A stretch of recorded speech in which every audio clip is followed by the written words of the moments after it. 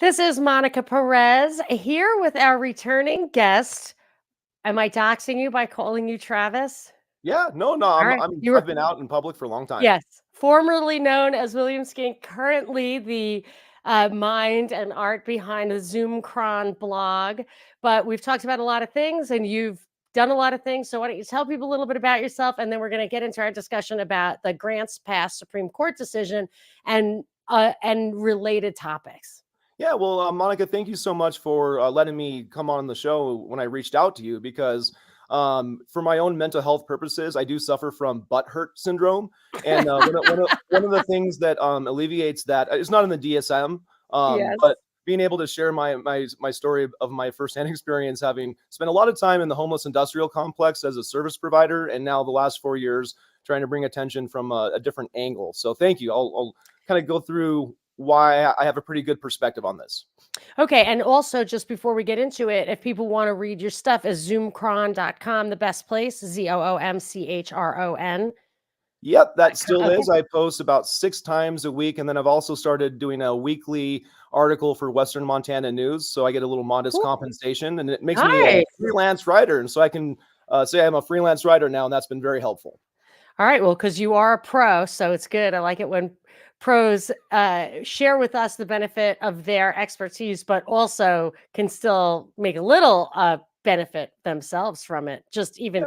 pay the server fees. Oh, So, yes. Well, yeah. and well, I'm just going to jump into it. In 2008, I was not a pro in the service provider world, but that's the year that I started as an AmeriCorps Vista in Missoula, Montana, with the Poverello Center. And so the Poverello Center is Western Montana's largest soup kitchen and shelter. Previously, I'd been in Missoula starting in 2000, so I finished my university creative writing degree. And so they taught me how to rhyme, and I'm going to make them regret that education because I'm rhyming like a son of a gun right now. So in 2008, though, I shifted and really had no clue what I was getting myself into.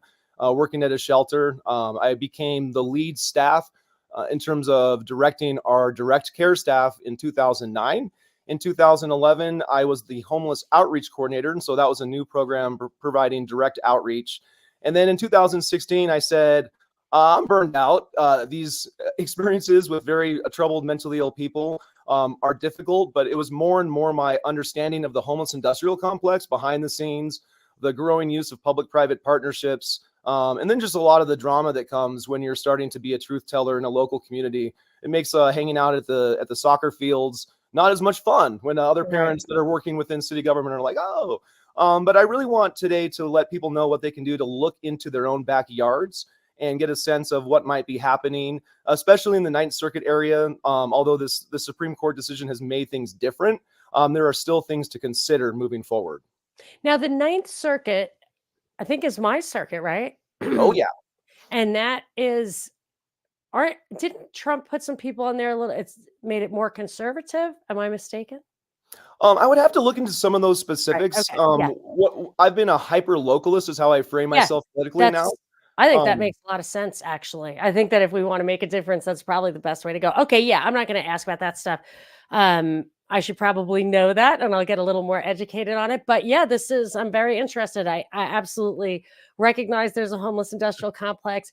We were going to talk a little bit about grants pass when we get, we don't have, it doesn't have to be the total focus, but I mean, the way they deal with these problems, I actually, of course, it seems to me that they came to the right conclusion there, but the way that we deal with these problems seems to be completely inverted, like intended to make things worse. So anyway, but you take us along this narrative. Can I start with some math? I've never been more excited to share numbers with you. Yeah, Monica, I love numbers. This is your backyard. This is Los Angeles. And have you heard about the Weingart Tower or the Weingart Center?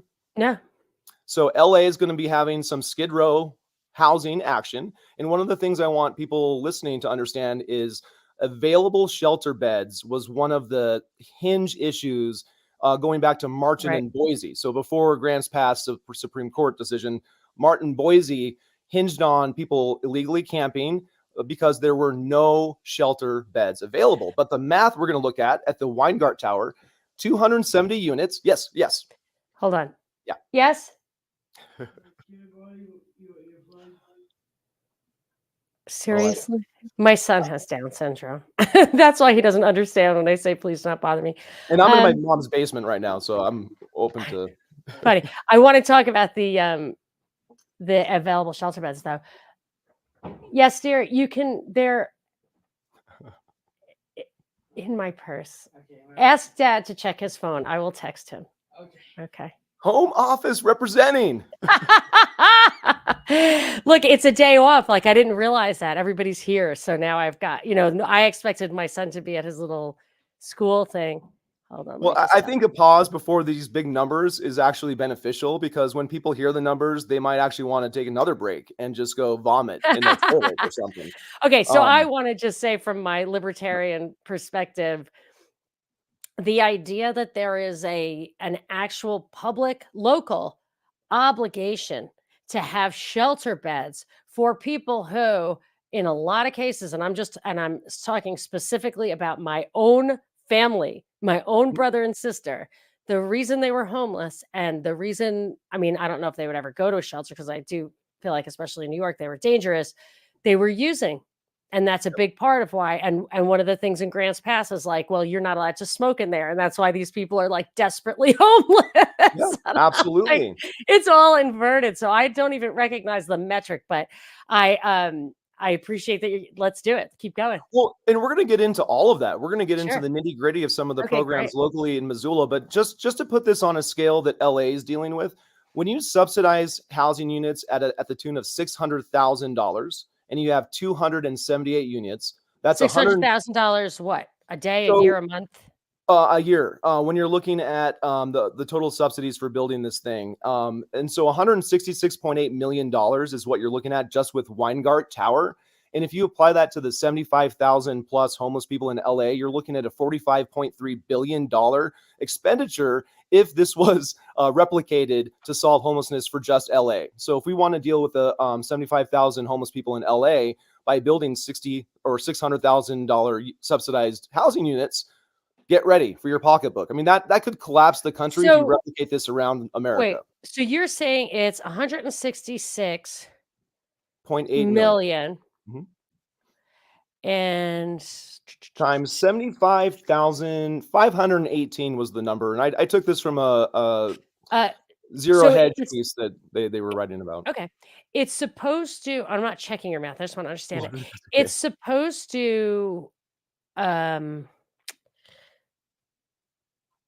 okay, and it's supposed to house 75,000? That's No, actually the no, number that 278 units is what the Weingart Tower is going to so it's house. $167,000,000 for 278 units? I believe that was the math. Okay, And let's just say, basically, I'm totally not trying to check your math, I'm trying to understand it oh, you should. I always say because trust but verify. I think Reagan said that, right, Monica? Trust but verify. I, uh yeah, I've heard it many times. So, But yes, locally, $600,000 a unit. mhm, Okay, $600,000 a unit. Are these single occupancy units? I think there may be a range, and so I can speak more in detail about the local Missoula programs, and I It's think just that will but we're talking about even if it's double occupancy, which seems right, unlikely.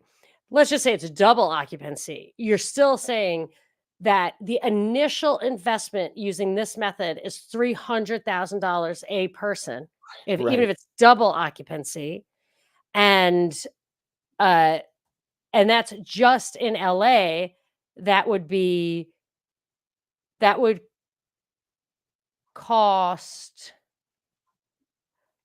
I mean, the madness really, even if you just break down yeah, what I see at the $22 local level. and a half billion dollars.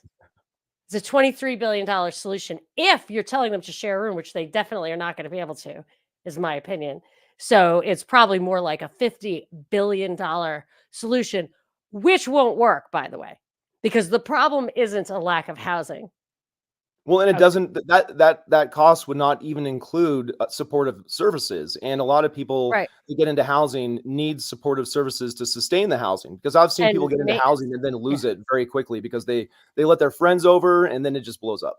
Yeah, and I would say I do think there is even though I know it's part of the narrative, I do think that there are some solutions, it, more flexibility in housing, like in regulation and stuff, would be helpful. I used to be staunchly against zoning in a libertarian environment because if you stop subsidizing through taxes and interest rates and building roads, if you stop subsidizing real estate development, which will just tear down old stuff and build, because there's a lot of subsidies for it, a lot. It could be the most subsidized industry besides maybe education and medicine in the country. If you do that, you're not going to have a need for zoning because things will grow organically. But they're actually trying to do the opposite, which is tear down the zoning in communities that deliberately erected it for a purpose. And I remember, I think it was Rosa Quarry or somebody said, what they do is they subsidize housing and then they pull the subsidy. They have budget cuts or whatever, and that's a setup. So they're going to plant these people who really don't belong in like an exurb or a suburb, and then they're going to create problems. But I'm completely going No, but off that's the one off great the side. example. So one great example before we get into the programs here in Missoula, they're wanting to eliminate or reduce parking requirements for new development because they want to increase density. They want to pack people sardine style in more dense development. And so if people are familiar with the woman you referenced, Rosa Quarry, who's was phenomenal, and someone like Allison McDowell, who I still check in and check her stuff, because when you Oh, move yeah. I to love 15 Allison McDowell. well, yeah, and that's how we first started having some That's conversations way back in the day.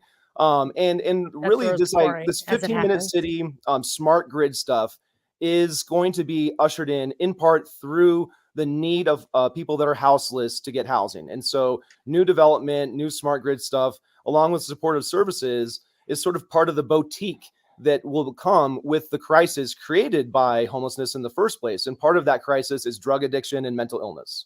So you just said supportive services. You just rattled off a list of things. Can you repeat that list? I want to write it down. Supportive Yeah. services So, before that. oh goodness, repeat. I rattle off so many things. Yeah. Have me Oh, okay. rewind So and I was just saying, what are you saying is necessary? They build the housing, but they're going to reduce the parking. That's going to. I mean, how are these people going to get? Are they saying these are people who don't have cars, so they shouldn't have to? But well, then if so they're living in let's these upscale suburban areas, which is really a target in a lot of places, it's hard to live there without a car. exactly, and let's pause really quick and think about other local communities, not just mine, and some of the phrases that they might want to look into that leads then to these changes in regulations and zoning. And so, HUD is one of the main federal institutions that a lot of money comes through. So, Housing and urban development. You froze. how urban and development, Yeah. HUD, and then you want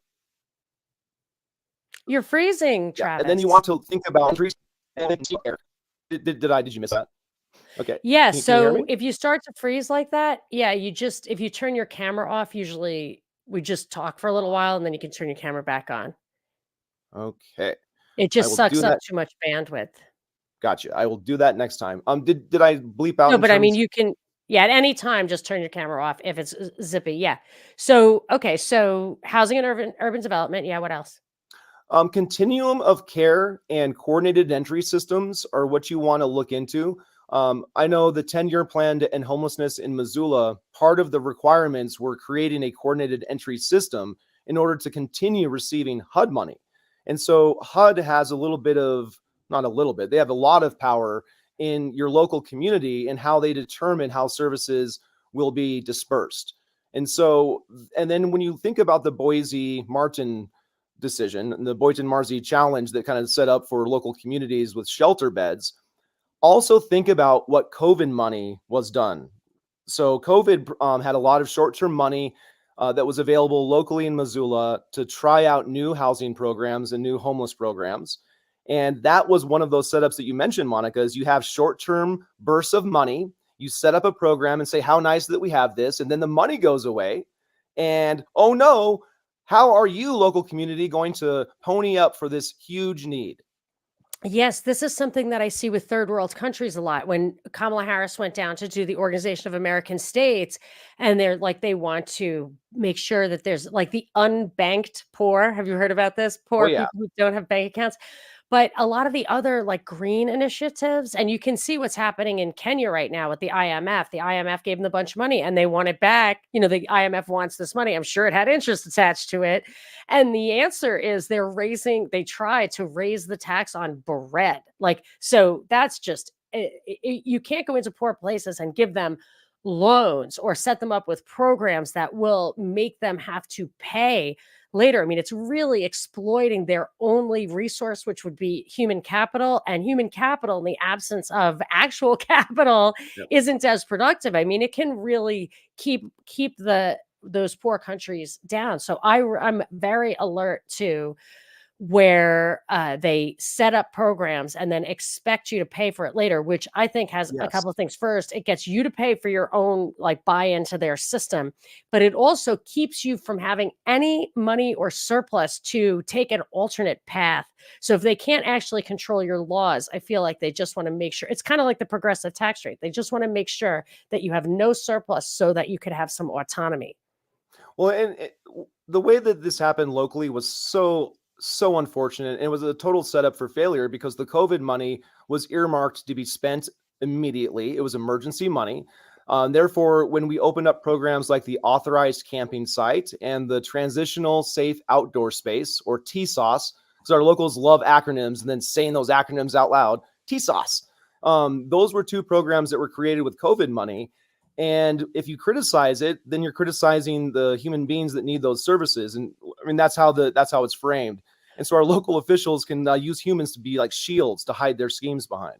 It was authorized camping sites. And what was the other thing? What's TSOS? The transitional safe outdoor space.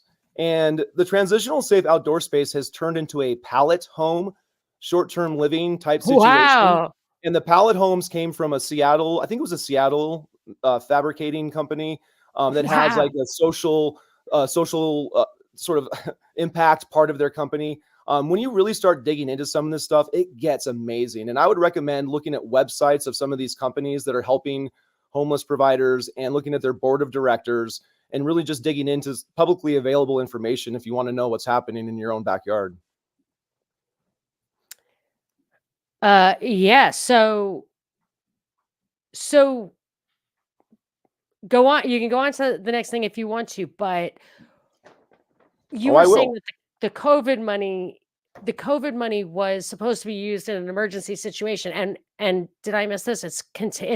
It created a future need, or it's continuing to be used. Yeah, What's so let the me the transitional safe outdoor space, the land on which that was started was owned by an LLC, and that LLC actually had a connection to a housing provider.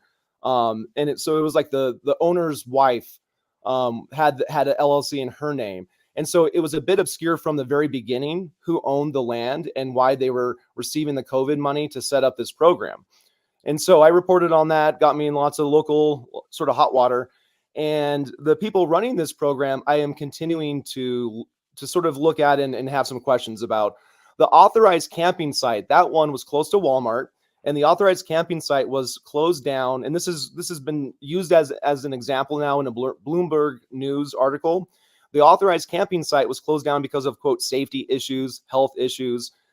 The program, and this is from my direct knowledge from direct sources, they had changing expectations for residents. And initially, the residents were told they could do anything they wanted on this land. And so some residents spent money to buy pallets and they built a literal shanty town that our local law enforcement referred to as the Thunderdome. That was their nickname Ooh, for, well, and yikes. it became an issue where the firefighters would not respond anymore because of spatial issues. It was too tight, and they couldn't get in without there being safety issues. And I would also say, so with laws like asset forfeiture laws, things like that, if you want to deal drugs or have somebody who lives on who's renting from you deal drugs, I believe that puts your actual property, the value of your property, in jeopardy with this asset forfeiture thing. So you really would never want to deal drugs on your own property, but something like that where you don't own it, like it's a moral hazard. It wouldn't even attract necessarily homeless people. It would more attract that industry that Well, doesn't want to be on owned right. property.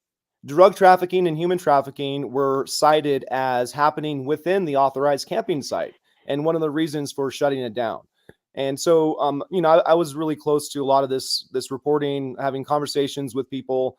The way long-term chronic homeless individuals have moved around our river corridor and have played very effectively the victim card for themselves.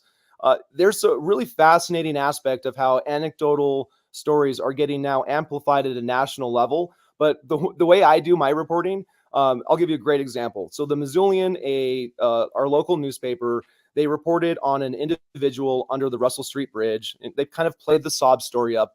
And so what I did, I do these crazy things like I get on my bike and then I bike to the bridge and then I find the individual and I talk to Yeah. him. Yeah. He was pretty Verify the story. Yeah. yeah, he didn't want to wake up at 9 o'clock in the morning, so he was a little grumpy. But he lived in Superior, Montana, and when I went on his Facebook page, I saw that he was friends with a guy that had been arrested for selling meth at the authorized camping site. So I take screenshots and I say, hey, instead of playing the victim card, why don't you realize that homeless people do, like us, have social media, and you can check their social media and start getting a sense of the culture in which they live and exist, and then sometimes commit crimes or maybe enable the cartels to reach into our community with fentanyl and kill people. So that's the dark, kind of not fun stuff that I get into sometimes. But luckily, I have Legos in my life, and I won't get into this now, but I should at some point tell you about my Lego narrative delivery system. It is phenomenal. I love it.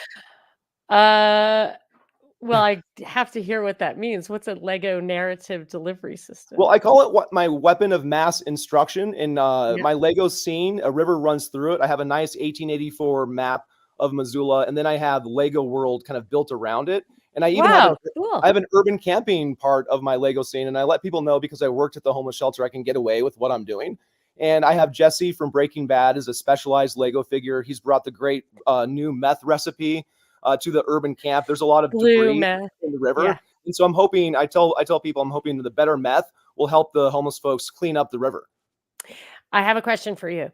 Yes. So you're saying like they cycle through, they change position. What would you say is the main cause? Like, is there a majority cause of Drugs. homelessness? It's Drugs. just is it 90%? Is it 99%? It's like if because another regular guest of mine told me once that who's similarly had a lot of work in the tangentially to them. You were direct, but he's tangential.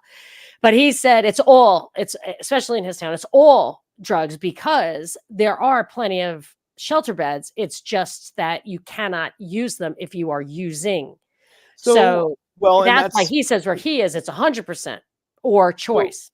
right. I would say in terms of visible homelessness, and I would make a big distinction between visible homelessness Yeah. and invisible homelessness, Okay. because the range of people more and more living in their cars, like myself. So everything I do now is lived experience because I'm operating out of my box truck. But there is a wide range of people that are living marginally, and the visible homeless tend to have alcohol and drug abuse issues that are one of the contributing factors. Which That absolutely lead to real right. mental illness. I witnessed that myself. Absolutely. Chronic drug use for decades makes you bona fide crazy. Right. In Missoula, we have the Johnson Street Shelter. So that's another program I wanted to highlight because you can actively use within that shelter system. I had a client who I was helping. He actually went from the transitional safe outdoor space. He couldn't stay there because he smoked a cigarette. No, not drugs. He smoked a Yeah, cigarette I know that was the inside. Grants Yeah, Pass thing too. yeah. Yeah, He smoked a cigarette inside his pallet house, and they're like, "Hey, this is I think $7,000 little pallet home." They're like, "You can't do that," but he was you have a physically disabled. crack or So they moved him to the uh, Johnson Street shelter. He had his new phone stolen from his pocket the first night he stayed there.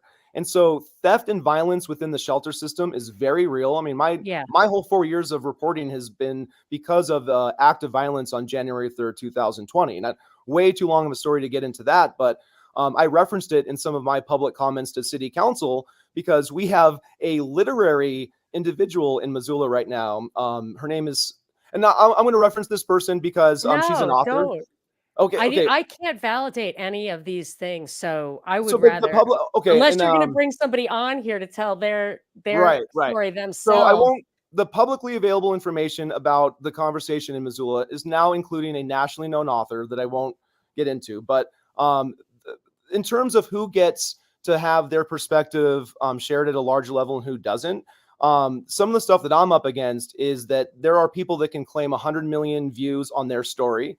And the concern is the books that are being written about what's happening in Missoula are going to include this very skewed conversation that's happening right now, where I've my own friend told me that he thought the interpretation that Missoula just with their local ordinance, we just enabled camping, illegal camping previously. We actually allowed it to happen now. And what he understood was diametrically opposite, because the local conversation in the media is just it's so terrible. And I see people who have a much higher profile than a blogger than myself, and so I'm a bit outpowered when it comes Okay, so to. what is your side of the story? What are you saying? I'm So not and then people understanding. have asked me like, what are you're making this urban camp Lego joke, what are you actually trying to do, Travis?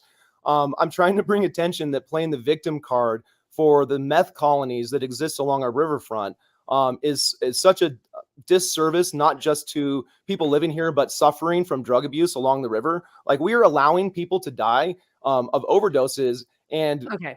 yeah, So is what you're saying that narratives, anecdotes are being used to justify harmful policies that exist or are proposed that will yes, have the opposite impact, which is hurt these people? yes, that's Okay. a great summary. Yeah, and I actually thought that with the Grants Pass thing, I gave some thought to this. So the Grants Pass Supreme Court decision was basically this. Tell me if I'm really wrong.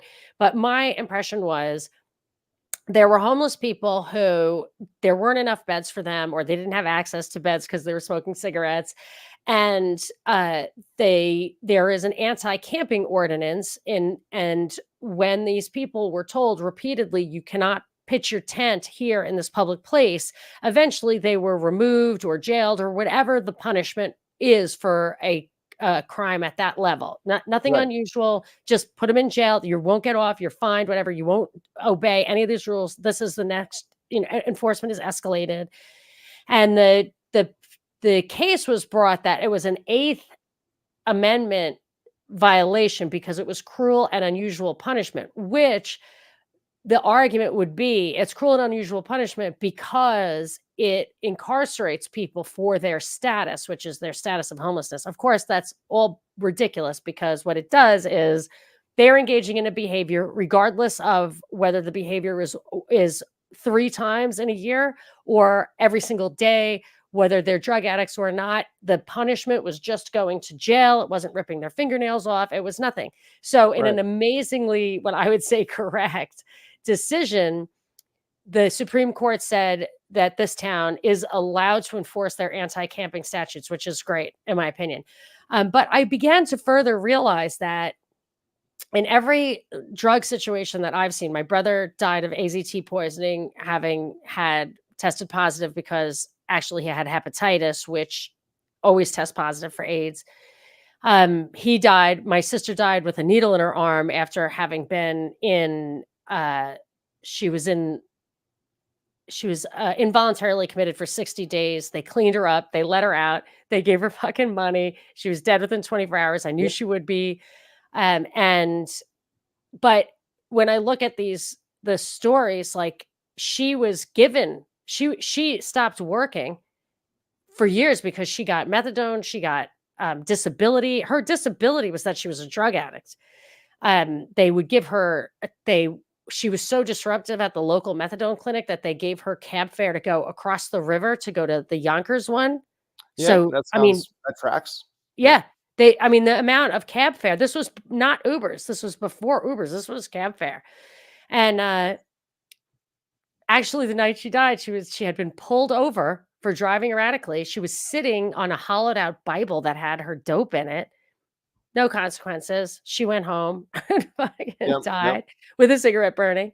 Um, and I believe the cigarette was actually burning. She certainly had, you could see the scene. But my point is that if you enforce these normal laws, like if you enforce, you can't touch me or my stuff, you don't give people the means to harm themselves by, I mean, I don't know enough about the methadone thing, but it doesn't seem right to me. Like, I don't know. I feel like it's same thing when you watch like My 600-Pound Life.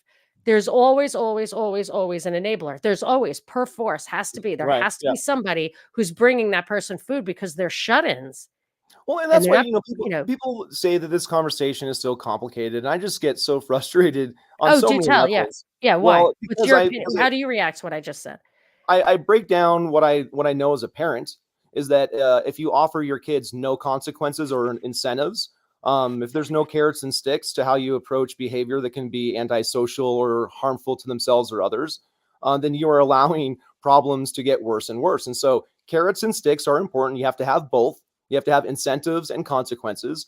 And I, went from 2008 to 2016 working at a shelter, seeing the consequences get weaker and weaker from the criminal justice system. You come from the left, right? Your political position Yes. at that time was absolutely on the left, and I'd like to hear where you would say it is now, but keep talking. So you Yeah. saw the consequences decline, and you saw an actual real life impact of that?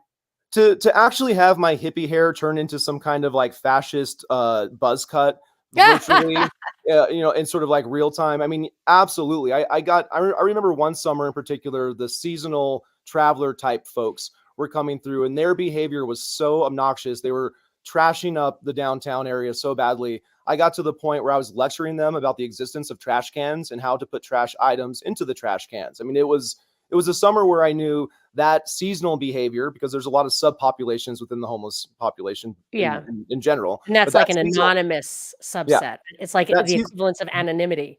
yeah, and that seasonal attitude was going to have an impact to the year-round people. But the enabling that I continue to see, I've had a client that went to jail, and that was the opportunity to take a window of sobriety, to pick him up from jail, to take him to the Medicaid office, and to get Medicaid going, so he could get a case manager who could walk him through the online Medicaid sort of caseworker world.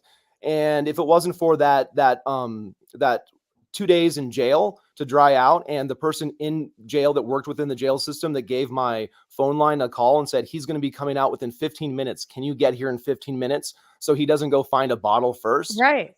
And so anecdotally, that gentleman was helped by jail.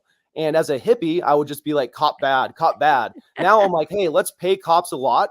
Let's give them training. Let's use jail as an opportunity, because there is so much abhorrent behavior and not healthy relationships. The author I referenced, again, I won't say, but there's a lot of DV questions about women specifically, and women entering homelessness. And I had a boyfriend yelling at a girlfriend right next to my vehicle under the bridge as I'm trying to show off my Lego creation.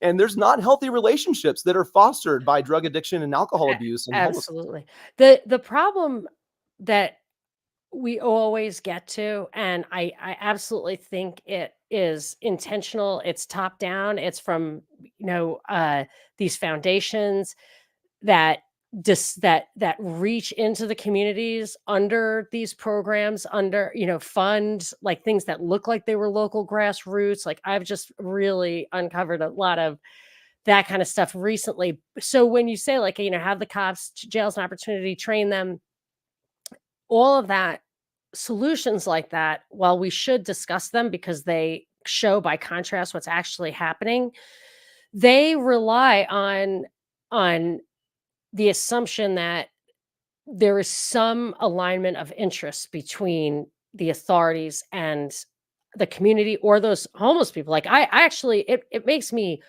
really sick that our society, the richest society that ever existed in the history of humanity, like the abortion thing, like there's just no reason for that, and that there's no chance that the drug problem is something that the government, especially the federal government, is trying to stop. It's not trying to stop it. It's definitely promoting it.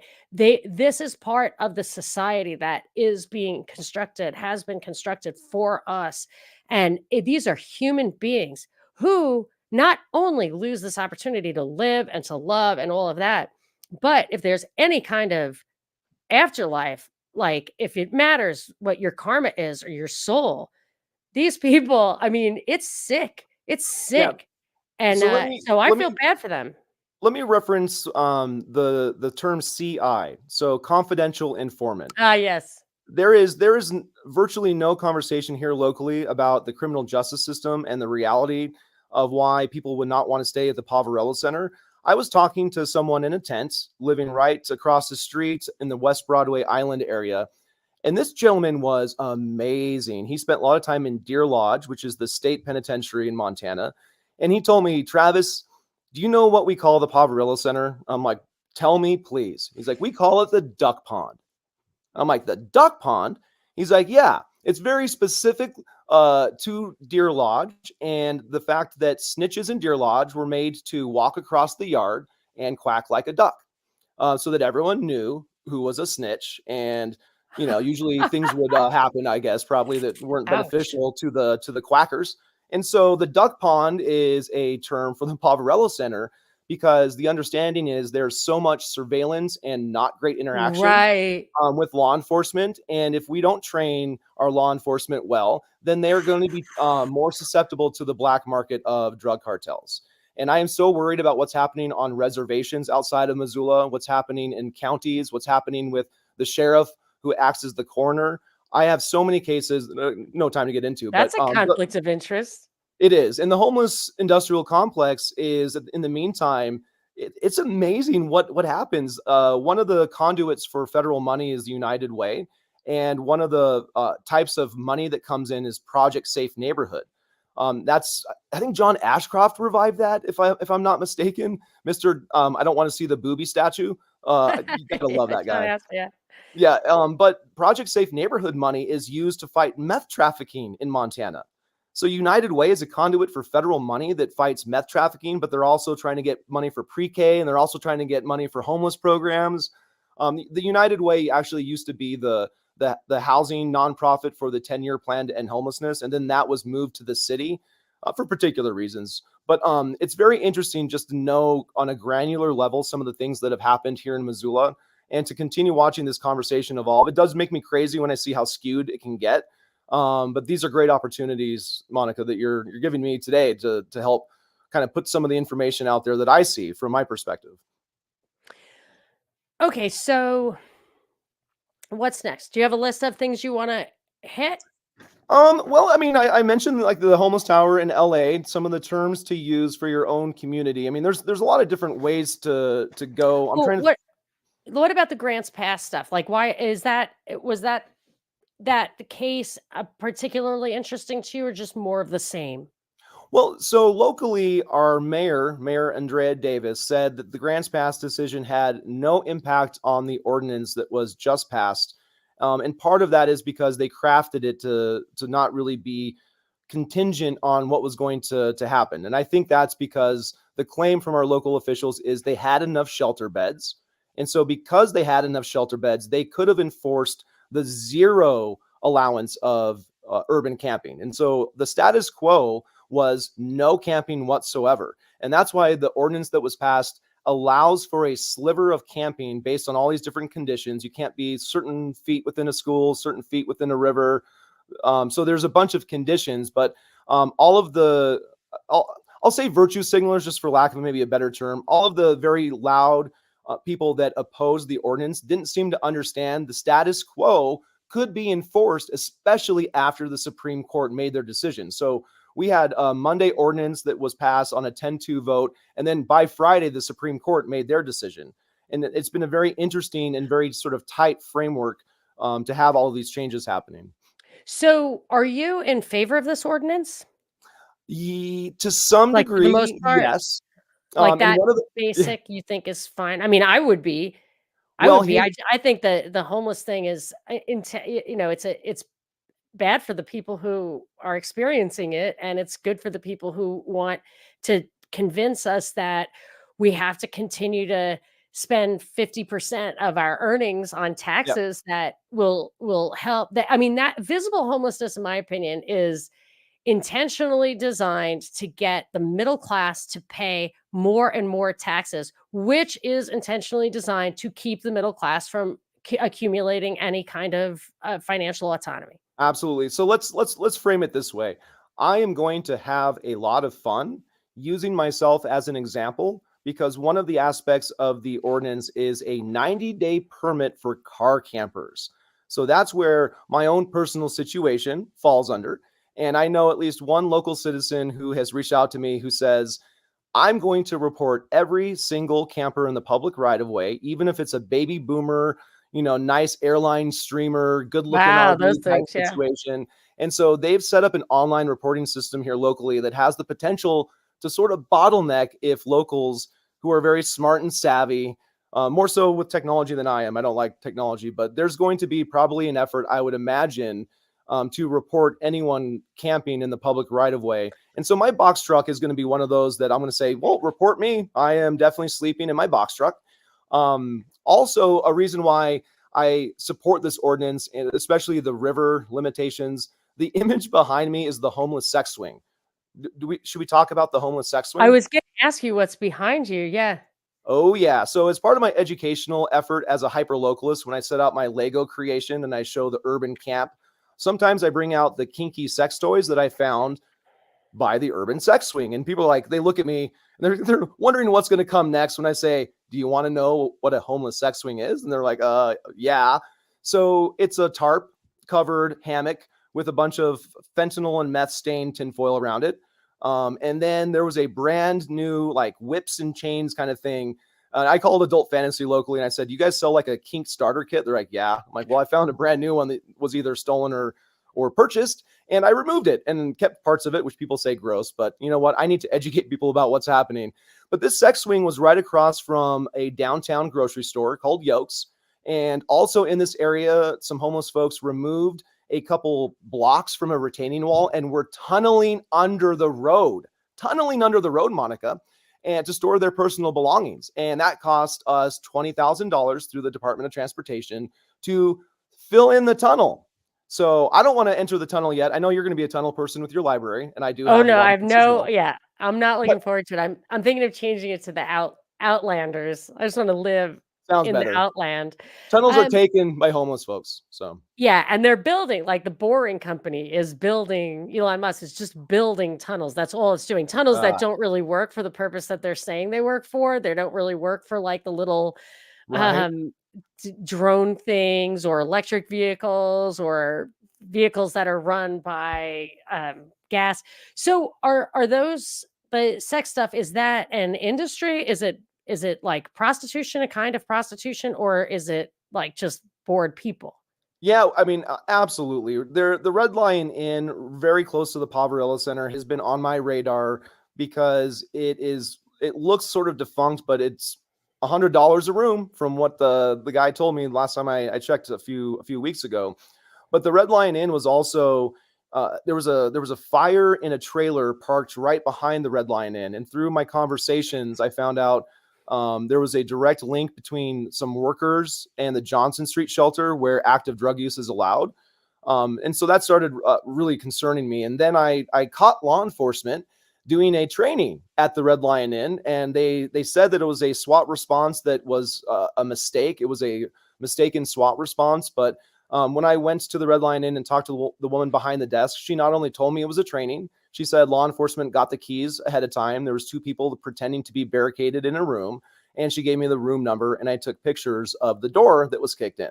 And so they were doing a training that summer, which fine, do a training, but I don't understand why I had to be lied to by the public information officer at the time. And so I Well, think there's a lot of trainings a lot of times are preparing for false flags. well, and so that same summer, the FBI did a training at another facility, a private medical facility, and I got confirmation from the risk assessment person at that medical facility that it was the FBI as the federal agency doing that training, including local first responders. So I do think Wow, there's some. that's weird. Like, why would it, Well, you know what I mean? That's hard to Monica, explain. If you knew what I knew about real white supremacists in the Pacific Northwest, my reporting has touched on someone that's on the Southern Poverty Law Center's website, because when Timothy McVeigh was arrested, his magazine, The Resistor, was in the cab. So there are some things that I'm looking into that I get very concerned about. And I assume the FBI knows some of these things, but Well, how don't much they're forget, the willing. FBI has infiltrated almost all of it. There I, I do have some books about, like, the I do order try and the forget that. I order? try and forget. There's a lot of things I'd like to forget at this point, Yeah. so that my Lego play can be more enjoyable.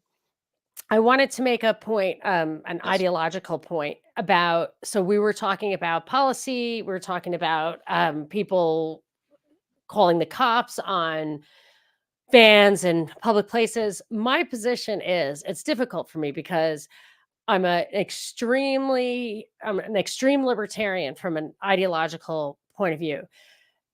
I don't believe public space should exist. And I believe Right. that private property rights should be absolute. And if you had those two things, you would have very little political conflict, because even the national borders that we have, this immigration crisis, whatever, if you were allowed to have absolute private property rights and the freedom of association, so that you you could just put a fence around your community and just say, "Hey, like, we don't actually let outsiders in at all."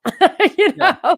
Nobody. The people who bought these houses with us, this 10 families, would they have to get, I understand HR, I understand their issues. I'm not gonna get into the policy of that. But my problem is that in an ideal libertarian world, there wouldn't be zoning, there wouldn't be calling the cops on anyone for doing anything, because it would all be done on their own private property, and you could opt in or opt out even of a post road, which actually, according to the Constitution, I believe you cannot opt out of a post road, because of eminent domain and everything like that. But I get, I don't know if, because you weren't dyed in the wool, born and bred a hardcore libertarian, if you understand the difficulty of having to try to turn your attention to practical policy in the real world. But you Yeah. understand I have, like, a little bit of a problem with that. Well, so let me. I was thinking about something, as you were talking, the problem, reaction, solution dynamic, right? And so if you have property rights that can be sort of, supremely protected, if someone builds a tower high enough, and let's say you have some globalists that want to fund the tower that's built high enough that when it falls over, it kills a bunch of people on their own Yeah. property, and so you say, Mhm. well, that's the problem. Someone can just build a tower that's, 100 floors high, and if it falls over on someone else, then we have to regulate the height of the building. And so there's always some way to create a problem, even if it's within laws that you think might be somewhat airtight. Another thing I'll sort of highlight is my own use of different spaces. And so I was directly under a bridge, the Higgins Bridge, which our locals renamed the Bear Tracks Bridge, and there's also a Salish Kootenai term for it, that no one can pronounce, but they want to make sure they signal their virtue in all the different ways that mean nothing, on Like the the ground. white people? Yeah. Oh, yeah. Oh, yeah. So they were not born in Missoula. And of course, I'm not born in Missoula either. I was born in Spokane. But when I was informed by law enforcement a few days ago that it was actually private property and not the state Department of Transportation property that I thought, I said, okay, I'll double check on that. But if that's the case, I will move, because I did not want to infringe on someone's private Right, property rights. That's not something I'm wanting to do. right, But I inadvertently provided the example of how law enforcement always had the ability to enforce certain laws. right. Even before all of the Supreme Court drama, they always could help private property owners by trespassing individuals who remained on the property. And so Yeah, and if they trespassing. don't, you've got squatter issues. Well, and so this very, very annoyed, wonderful police officer who just really hated his job having to deal with me. And I'm realizing now I'm that client that I used to work with, saying the annoying things to police officers. And so the Yeah. whole thing is bizarre for me. But the cop was really nice. He said, "Hey, regardless of if you're right, if this is Department of Transportation land, I'm not here to figure that out. I can take you right now in front of a judge, and while you are there, your car will be towed and you will lose your belongings." And I really appreciated the stark laying out of reality for me about what would happen, because then I can report on it. But also, it clarified for me how laws can be enforced. And it was this shelter bed not being available in a state like Idaho, and what inhumane reality that has been able to be framed by lawyers who ultimately get all the money when all this stuff is just bouncing around pinball like in the legal system. And meanwhile, the political card that was played locally, like we have our hands tied behind our backs and we can't enforce all these different laws. Well, that's a political decision. That wasn't a legal decision. That was a political decision. Missoula has had a lot of shelter beds for a while, based on what the need is. And so it's been very interesting and eye-opening to see this develop. And I think things will still be pretty difficult on the ground for people that don't want meth colonies along the river. But there are a lot of people that have to move based on the ability of our local municipality to enforce laws and not allow right on the river people to be putting their needles and tinfoil into our rivers. Right. So why are you, if you don't mind my asking, why are you living out of your van? Is it a necessity? Is it an experiment? Is it a little of both? What if you care to comment? Yeah. You don't have to, you don't want to, but Oh, you mentioned absolutely. it. No, I am so like out there publicly now in the ways that I can be.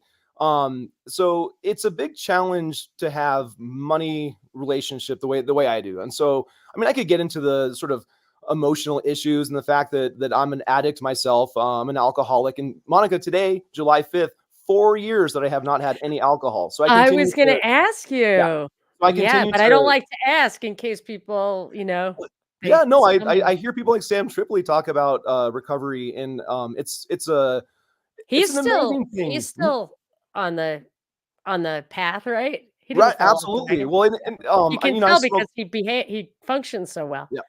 I smoke cannabis, and I actually have finally become the problem that I always talked about in terms of people that use cannabis Yeah, within the shelter system. I'm like, well, if you're prioritizing a substance over housing, you've got some issues. But I'm working a job. I'm part of the working homeless, so I'm professionally washing dishes here in the service industry.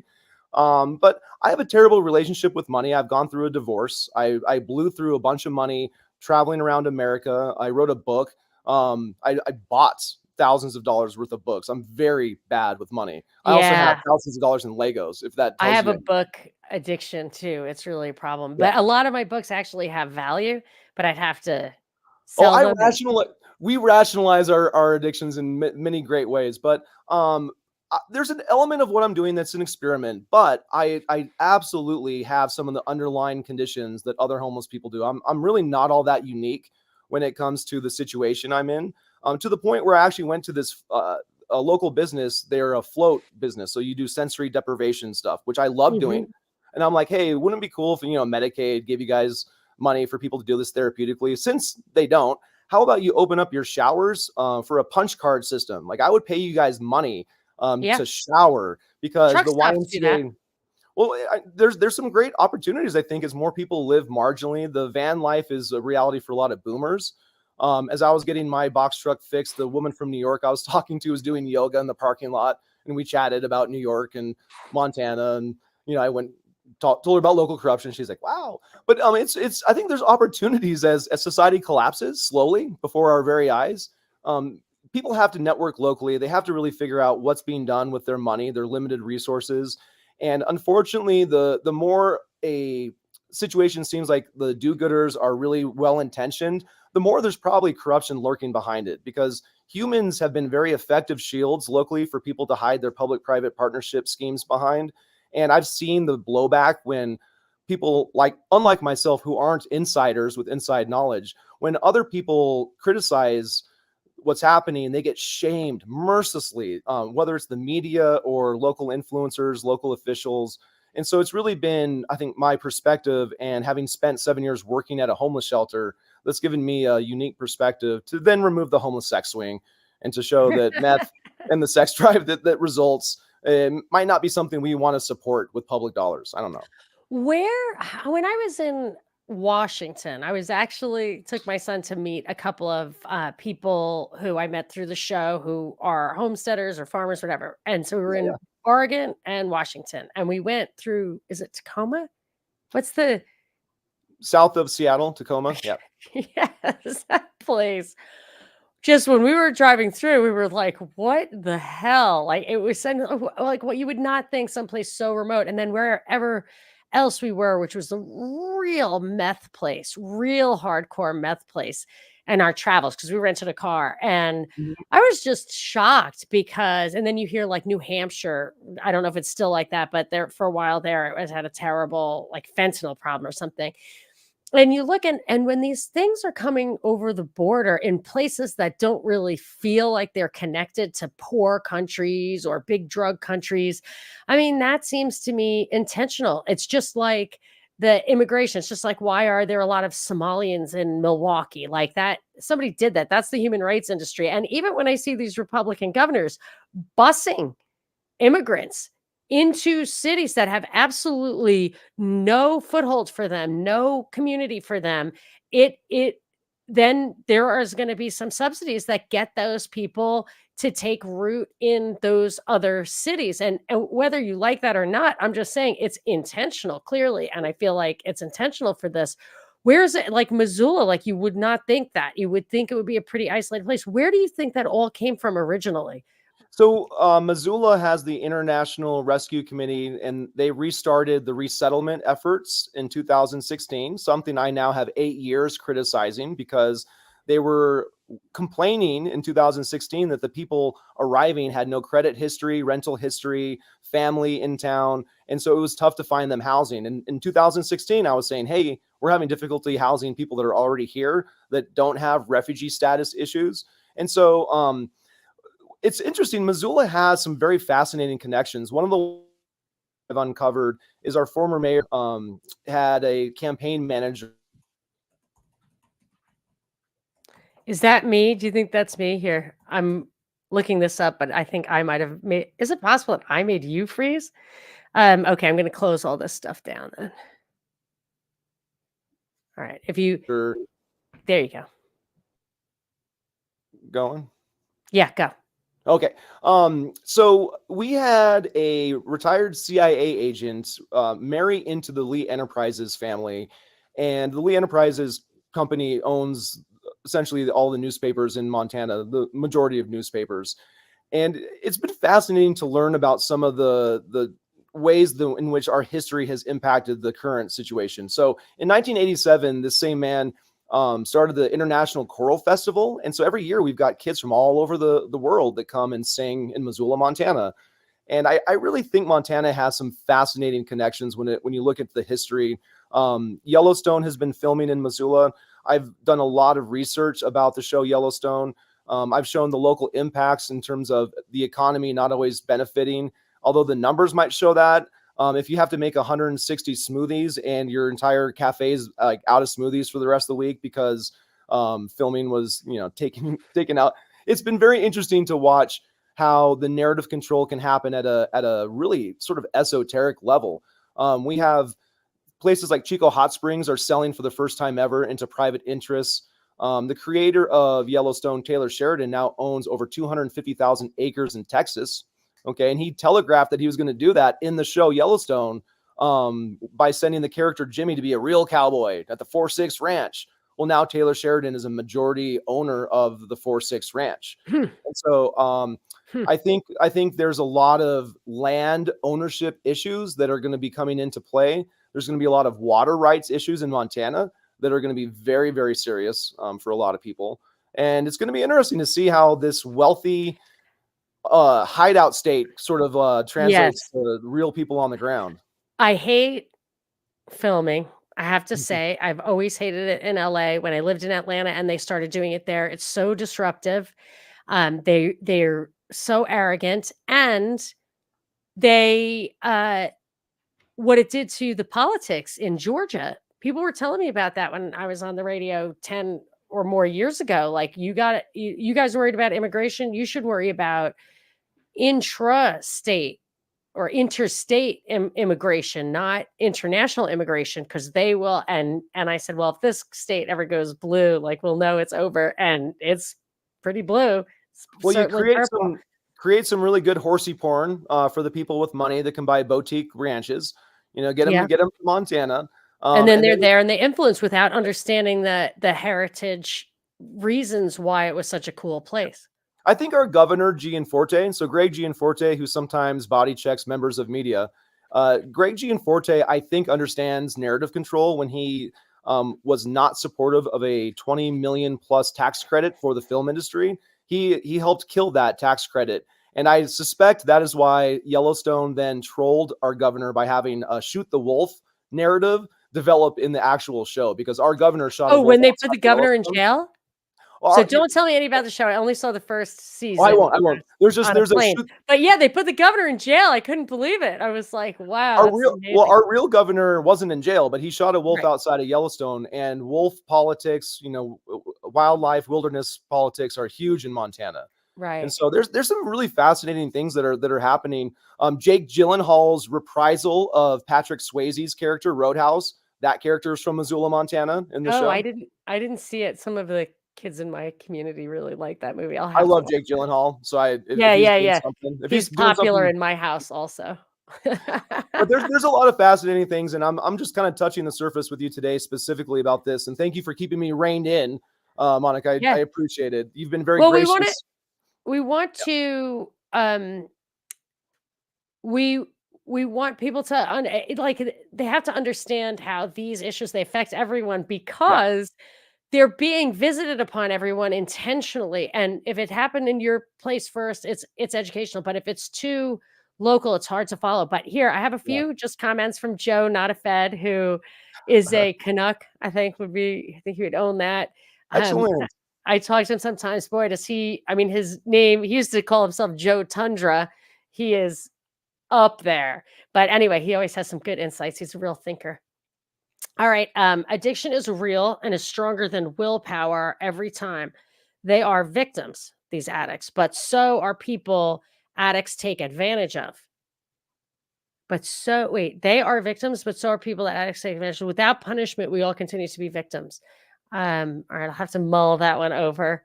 Okay. Homelessness is also used by communities to push working class people out of houses, to drop prices so property can be scooped up by the BlackRocks of the world.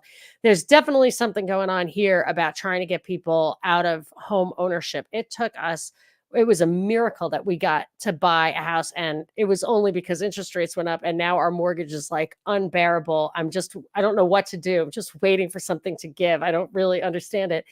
And then there's also I think they recently passed a rent control initiative, which is the absolute worst thing you can Yeah. do when you have a housing problem. You don't want to discourage people from moving out of their houses. You don't want to discourage people from building new places because they can't count on their numbers. Nothing could make it more obvious to me. And I remember them standing around trying, like, all these people of color trying to get you to sign the petition. And my mother always taught me, she's like, those people are getting paid. Don't think that they're out there volunteering and that this is like a grassroots thing. They are getting paid. And then I realized, like, somebody's behind this and it has to be a reason. And I think it's part of that. Well, some Uh, of the things that people have to do is look into zoning laws. They actually have to do that, and it's the most god awful, boring stuff. And if you start going to local meetings, you'll potentially slip into a jargon coma. So jargon comas are real. It's intended to basically shut off your brain and put you into like this REM state of non-thinking. But one of my suggestions, and the way zoning I think is important locally, I'll give a quick example. If you want to improve a old building, just piecemeal, like one little improvement at a time, you can't do that. If you submit a permit to improve a old building, they will come in and look at the entire building and say everything has to be brought up to code now. And so that is one of the oh, ways I didn't locally. know that That's just local. That's just here in Missoula. for And you. so I Okay. don't know how that would apply, but you literally, as a small time owner of because there are small time owners of businesses and buildings and stuff like this. The amount of capital you would have to upgrade an old building is out of control. We actually had a situation, and this is the saddest thing. At Fort Missoula, we had a developer who wanted to basically take this historic building that was in disrepair. It would cost a lot of money to improve it, and more money than the developer said they could pony up. And so they want to build 10 new townhomes on historic Fort Missoula. This was a camp for Italians and Japanese back during World War II. There's a lot of history here. And because this developer had the Historical Preservation Society turn down his permit, he decided he's going to destroy the hospital, the historic hospital. He's going to destroy the building anyways and build the townhomes anyways. And the amount of entitlement this developer showed our community by basically holding this building hostage for a subsidy and then throwing a massive tantrum when he didn't get it. I explained in my writing that I thought we don't like to negotiate with terrorists, and maybe this financial terrorist, should not have been negotiated with at all. But the zoning laws and the things in place are not adequate in a lot of ways to stop massive transfers of property to the big companies that have the upfront capital to invest and improve these buildings and bring in the smart technology. Again, where the, it would be nice if I'd be willing to compromise my libertarian principles for zoning and policy, perhaps, but there again, like you're talking about upsourcing it to people who do not share your interests. And the real estate guys, in my experience in Atlanta, I knew a gal who was running for office who really should have gotten in, and they terrorized her and caused her to lose. And I'm pretty positive it was because of her position on some kind of real estate subsidy or whatever. Yeah. Joe says government sucks, but it exists. Yeah. Voting changes nothing. So good people need to get off their asses and run. I'm thinking it means run for office. Local governments rule our lives exponentially more than federal or state. I'm not even considering running. I just feel like I'm trying to motivate myself to get off my ass and go to one city council meeting. And I was trying to build a little 750 square foot ADU in my backyard because this house is too small for my kids are big now. I want them to come back. Additional dwelling unit. Yes, yep. Right. And I want my kids to be able to come sleep at my house, but it's like, we don't have an extra bed. So I'm not sure the architect really filed it in September, but he said he did. I know it was definitely filed by November. 750 square feet in a place that they're saying fast tracks ADU. It's July. And I mean, at this point, I'm looking at it not being finished by next summer. You have entered the bureaucrat labyrinth that is being used to justify the cutting of red tape. And so what you're going to experience is one of the things that then gets leveraged to say we need to cut through this. It's like the TSA line. So I have TSA pre-check, but I don't have global entry. And the TSA pre-check line goes like molasses. And I was talking to people online. I said, I think I didn't really say it, but somebody else said, "Oh, are you saying that they're making this line go slow because they right over there are recruiting people to global entry and they can get you to get to the front of the line right now?" That's what the hawkers were saying. Like, you can go to the front of the line right now if you just let us take your eyeball or whatever. And people were doing it. And the other guy was like, "Oh, is that what you're saying?" It's like, yeah, that's why we all have TSA pre-check. We should just be flying through, and we're moving less quickly than the people on the regular line.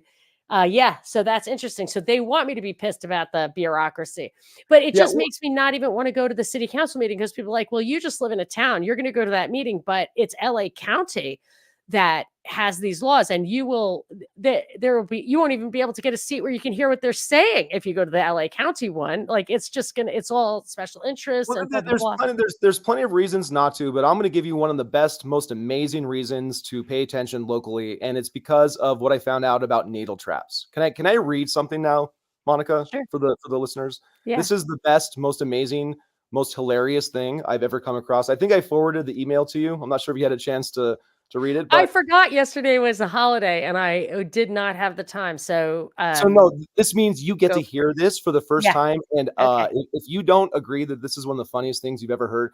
So I'm going to explain and read this, but the idea that our local officials are being inhumane and criminalizing homelessness is sort of in a parody level way exposed by this clarification that I got from Becky, from the communication specialist. And I say that because I'm looking at the email. And so this is the official explanation of what a needle trap is and why my inquiry about whether or not it's a booby trap. So like I heard the director of our Parks and Rec mention. Oh, I did read that. Yeah. Yeah. Mm-hmm. During one of our public meetings, she said there was a needle trap situation. And this is after mentioning a propane tank that had exploded. This was back in January during one of these camp cleanups. And so I was worried that there may be traps being set up for Parks and Rec staff. and that would be an adverse thing to come across. And I actually have an idea of who might be doing it. But I got clarification about why a needle trap is not a booby trap. And I'm going to read this because, wow. So So I'm not sure I'm crystal clear. What is a needle trap exactly? this is going to be explained to you now because Okay, go ahead. this is All right, amazing. go ahead. Okay. So, hi, Travis. Donna used the term needle trap to describe a defensive measure used by some people to protect their property or living space when they are away. Unlike booby traps, needle traps are not designed to cause harm. Instead, they are meant to discourage unauthorized access. She would like to emphasize that needle traps are not created with the intention to injure or kill, unlike booby traps. Do you have a better idea now of what a needle trap is, Monica? I guess it would be putting needles on a doorknob or something? Like what? I don't understand what it would be. I need an image now. If they have one, I don't know, but I have more questions actually myself about what needle traps may be, because that did not give me the clarification I wanted. It did give me a chance to smile for multiple days. So Mhm. thinking about that email, I've been smiling and laughing out loud. People might think I'm responding to internal stimuli, but I'm not. I'm thinking about needle traps and why they're not booby traps. Well, because I'm thinking about Data from Goonies and how his pinchers of power saved him from the booby trap. And the booby trap there was like kind of needles that were big and pokey. Do you remember that part of Goonies Goonies? was one of somebody recently tweeted a list of 35 movies and said, "What's your score?" You know, and everybody kinda got a 32, including Yeah. me. But one of the 3 movies on that list that I had not seen was Goonies. Are you saying I should go watch that right now? Because I have a giant baby. My son with Down Oh, syndrome is 21. Like any kids movie, I can always have an excuse to watch. So it's a kids movie, right? Or is it not? yes. And it is so good. It is so Okay. good. Oh, we'll watch it tonight. Perfect. I wonder if I have a sticker. I have a sticker in my box truck among many images, but Goonies is great, and it's about Astoria, Oregon. It takes place in Astoria, Oregon, so it's a very Pacific Northwest vibe going on, and okay. pirates, and gold. I will check it out. So, what do you want to tell people about how to keep up with your work? Joe thinks you should run for Missoula Council. How can people follow what you're saying, or maybe, Yeah, I don't know if you put references on your blog for if people want to dig in. I put some of the things that you were talking about. So, your blog is yep, and zoomcron.com. that Yeah. WordPress Zoomcron site continues to be my main spot. Mad Poet 19 is my Twitter handle and or X handle, and you have to put links out directly now. I used to be able to just automate it, and so I try and keep up and sending links out. I post 6 articles a week, and it's usually locally focused. I started another blog to deal with synchronicity stuff, and I have a manuscript I need to kind of do more work on, but the next couple of months are going to be very challenging. Yes, Mad Poet 19. The next couple of months are going to be just very busy. I have a documentary I would love to start making. My first one about tax increment financing really got me in trouble locally, but I think the one that I have a working title for, would really help people understand the coroner role. And if your sheriff is the coroner, they can say cause and manner of death is an accident in the river, and you I just have know to that's accept. why you can't have those 2 things together. That's crazy. It is unbelievable. I'm going to be watching a coroner's inquest on July 16th in Mineral County. Mineral County is west of Missoula. It's the gateway to Montana, where I-90 comes from eastern Washington and the panhandle of Idaho. And Mineral County is amazing. It is a David Lynchian realm of 5,000 people. Superior, Montana is the seat of that particular county. And I've heard in court the sheriff, Ryan Funk, actually in court testified that the county attorney put 200 pounds of cannabis into his personal vehicle and fed it to his cows. He raises Highlander cows in eastern Missoula County in Clinton. And I sometimes wonder if I have to pinch myself if what I'm hearing and researching and investigating is actually real, because I have a hard time believing some of the stuff is real. It's amazing. Montana. Wow. One of the people I want to interview came to Montana from Florida. She worked undercover investigations in Florida as a law enforcement member against organized crime. And she has told me her sense of the criminal justice system in Montana. If she would have known, I think what she knows now, I don't know if she would have moved to Montana. And so Right. people come to Okay. Montana sometimes watching the horsey porn of Yeah. Yellowstone, and they expect to have a functioning criminal justice system. well, you might have some expectations broken pretty severely if you have the need to deal with the Okay. tragedy here.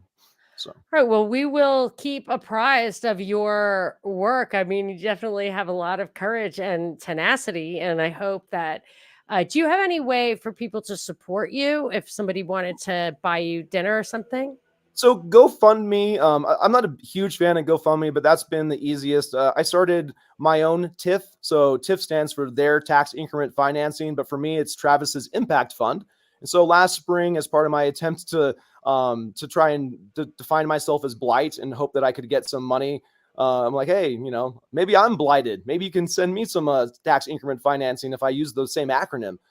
It didn't work out, but I've been raising small amounts of money locally through the GoFundMe site, and I put a link What's your usually. GoFundMe? Like, how could somebody find that GoFundMe? There's a link at the end of every post, so I make Can you sure tell to me what include it a is? link. Can I write it here? Oh, what is? I can't remember the name of the actual GoFundMe, Okay. the fundraiser, but I think it's something to do with Travis's Impact Fund. I think that's what I named it. But Okay. I provide a link to every blog post, and then yeah, I mean just paying attention and reading. I love having readers. That's why I do this. Yeah, that's what I feel like too. I used to, try to feel like I was getting compensated for my time, but really I just want people, I just want to share the benefit of the stuff that I look into. Well, So Rumble, I'm definitely looking at need. a Rumble ad model potentially. So the fact that I'm a freelance guy with this Western Montana news now, there's some potential opportunities down the road to try and build from the ground up some information infrastructure in Montana. There's such a lack of local news. It's gotten so bad. So many of these newsrooms are hollowed out. But I talk to local journalists and reporters. We have at the University of Montana, the Kaiman does great work locally. So the university newspaper is actually amazing. And I reach That's out to cool. local media people in fun and creative ways to let them know about certain developing stories. I have just one source and it's not corroborated yet, but if a certain detective actually got reprimanded officially, it could be one of the biggest stories to come out of this town since John Krakauer wrote his book about Oh our my town. gosh. Yeah. Into the Wild. No, the rape book about Missoula. John Krakauer wrote a book about the Oh, Missoula criminal justice system as it relates to rape. And I've been tracking someone that was covered in that book. And I have a lot of worries about what's I happening. don't want to at I know. all encroach on somebody's Yeah. privacy in that way. Yeah. But I remember reading his Everest books and actually Antony Bukarev or Andre Bukarev, the guy's name was, wrote a counter book because he said it was inaccurate. That Krakauer's I book was do. inaccurate. So he wrote The Climb and then he died in an avalanche. But that book, The Climb, was really good. Well, Krakauer statistically looked at the fact that there are serial rapists that commit the majority amounts of rape, and that the criminal justice system does not do a good job of identifying those statistical aberrations. And so, I mean, Interesting. Missoula felt very defensive when the book came out, but Krakauer actually had a pretty good meta approach to Okay. college towns and the problem of rape. And so, I mean, obviously, Missoula didn't like to be scrutinized Singled in that out. Yeah. way, but the scrutiny not only was helpful and beneficial, it shows that it needs to continue happening, because when you just have a little blip from an outsider like either John Krakauer or another journalist that did a podcast about a missing Indigenous woman who I also have way too much context on, those are important stories to continue covering. And so national media can sometimes swoop in. They can do a limited amount of coverage, and if they leave, they can actually do some harm if some of the actual Yes, dynamics. definitely, Yeah. definitely. I If some have of these dynamics get experienced that personally. You yeah, start opening a can of worms, and if you're not there to see it through, like, you can get you can hurt people, and yeah. I just so that is can be irresponsible. Alright, well, until next time, that has been very interesting. I'm gonna ask you Thank to hang you. on Yeah. to, after the outro plays. I really appreciate so many people came to watch and listen on this day, which I kind of Yay. am thinking is a quasi holiday. 9 Yeah. o'clock on Yeah. the 5th of July is a little holiday-y to me. But thank you, Travis. Always really interesting. I love that we got to some of the ideas behind this, some of the Yes. ideology, as well as some of the specifics. And I'm always open to comments. I'll come back and watch the show, see if people added some comments. Yeah. And for now, okay, have a great weekend, everybody. This is Monica Perez. Adios.